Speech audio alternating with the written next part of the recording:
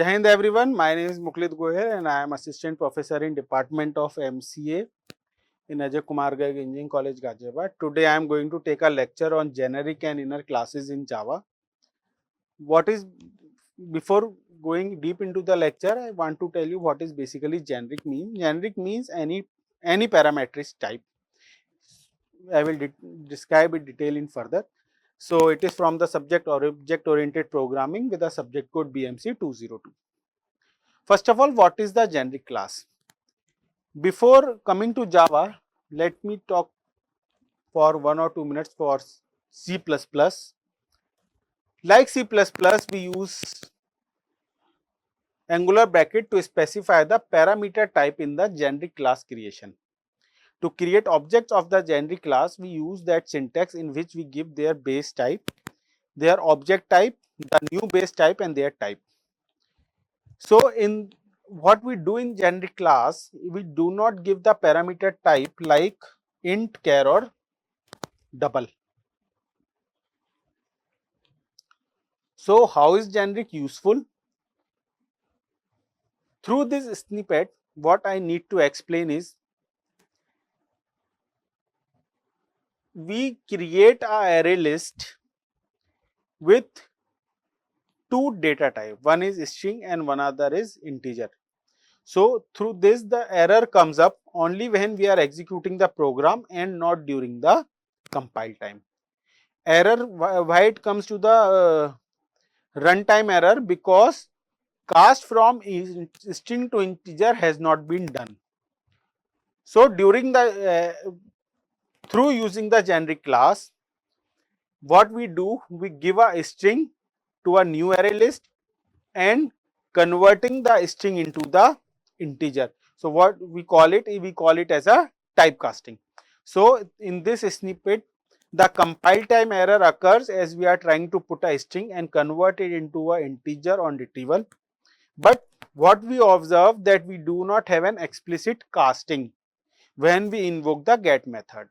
So we can use interfaces in generics to do a typecasting, means we convert this string type of array into the integer during the compilation. So what are these wildcards? These wildcards help in allowing more than one type of class into the collections. So here we come across upper bounds and the lower bounds for the type which can be allowed into the collection, and these bounds are identified using a question mark operators which we call as a unknown type. When we give a question mark, it means that we don't know the type which we are using for defining our type of class in the collection. All this I will explain using the example. List question mark extend number means that the given list contain object of some unknown type which extend the number class. Like we seen in an example that we give our list integer, its name ints, into the new array list which is of an integer type, we add two values. But when we got the extend number, we don't know its type, but it is allowed due to the use of wildcards. Then we add 3.14, but it is not allowed because after setting the upper bound. So integer x ints dot get 1. What does it mean? It means that we send the upper bound to 2, we cannot use 3.14. Okay, so we have to use the value which is lower than 1. So this is the upper bound.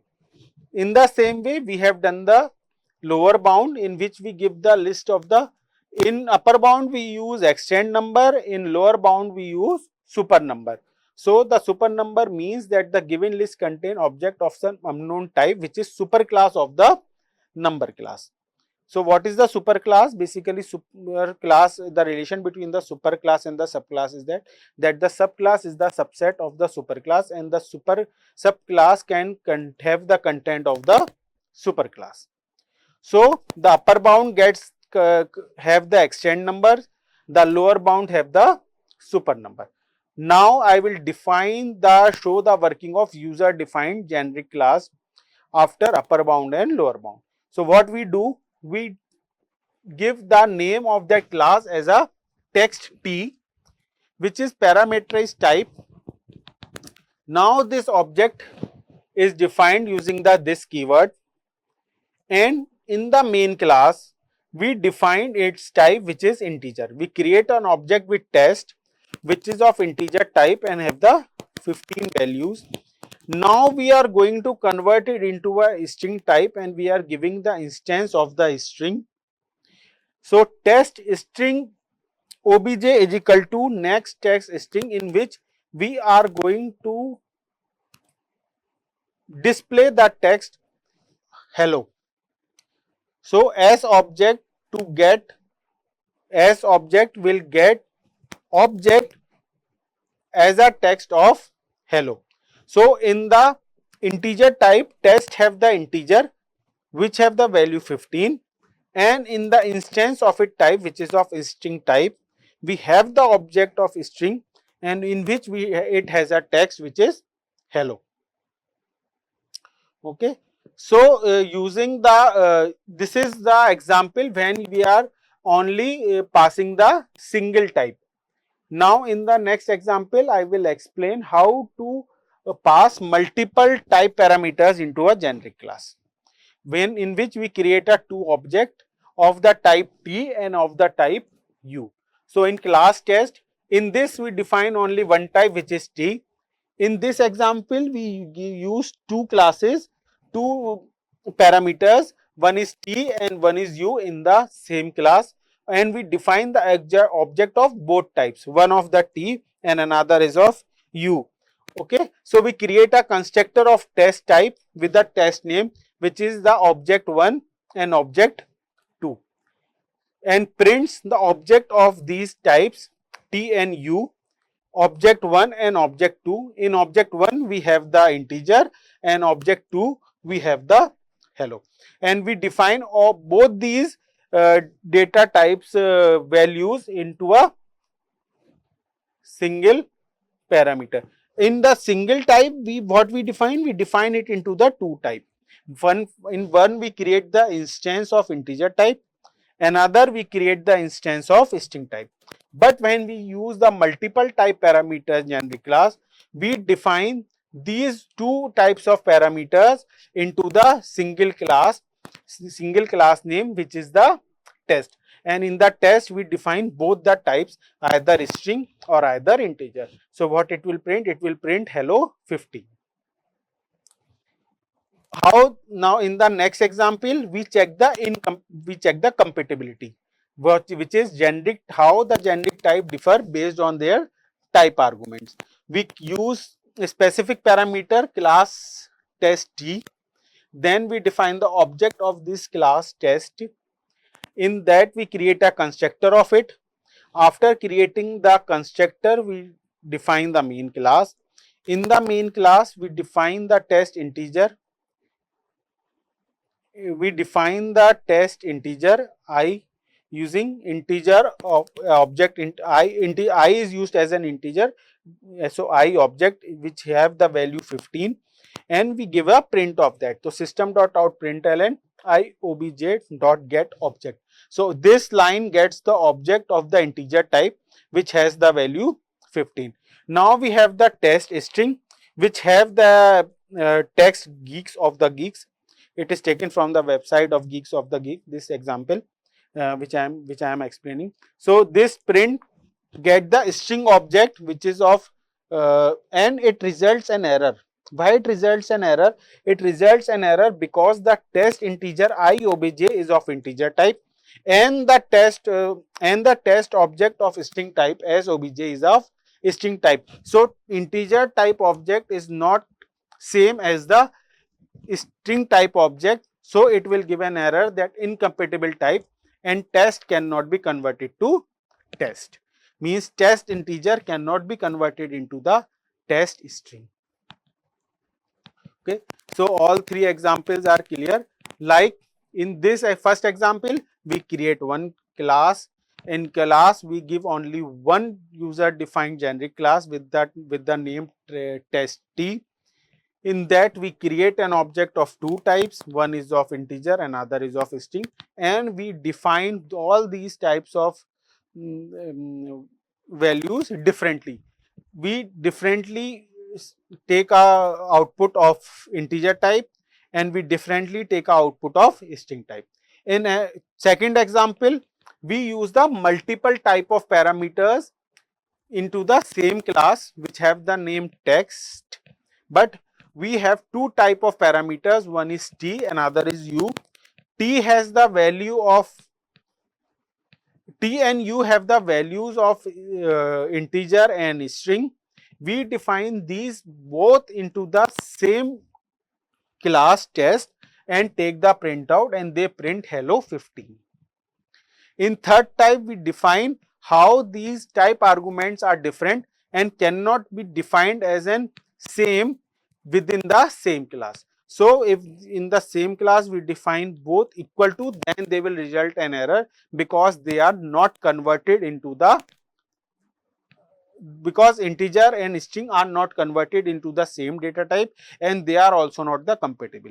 Integer is numbers and string is the characters. So these cannot be the same. So it will give an error of incompatible type and cannot convert it.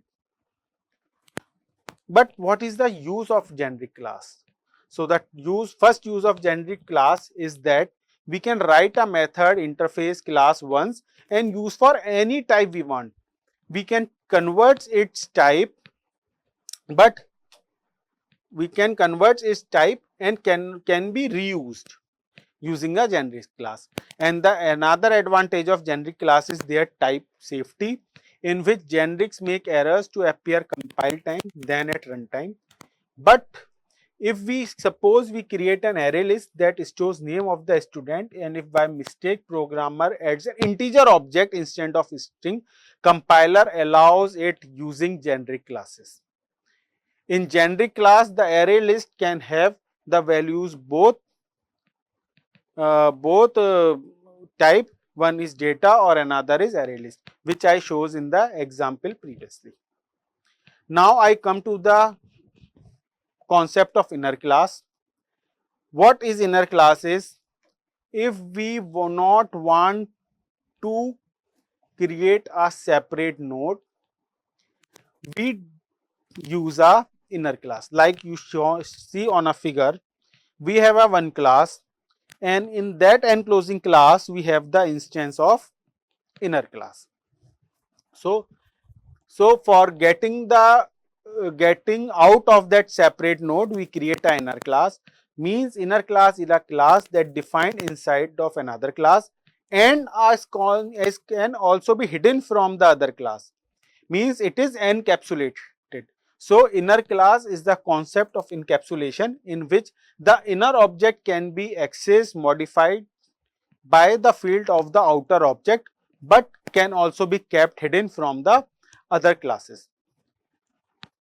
So the syntax of the inner class is, we enclose the outer class in which we give the class name, and inner class can be used privately with the same name.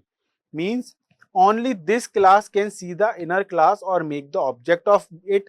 Means the inner class is basically type of the private.